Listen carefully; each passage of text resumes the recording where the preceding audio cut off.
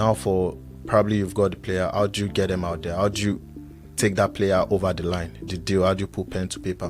What strategy do you think would work best? Yeah, and look, I think taking it back to that example of that player, that agent who's been in the business a couple of years and they haven't done a deal, or maybe they haven't even got a player yet. Yeah. You've got to first of all ask yourself, like, you know, and you probably should have asked yourself this when you were beginning that agent journey, as to what's your business model? So you want to manage players, right? So where are you going to get your players from?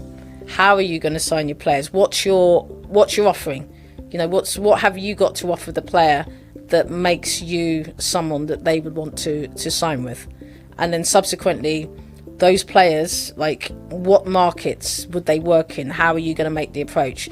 So I'm taking it back a step, because I think if you've answered those questions at the beginning with regards to the players that you want to acquire, I think it makes it a lot easier around how then you market the player.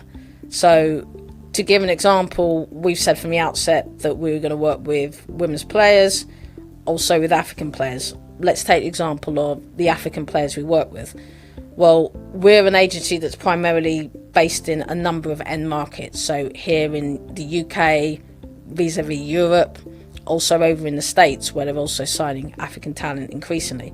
So the question we ask ourselves is, what are our end markets looking for in terms of player profiles with regards to African players?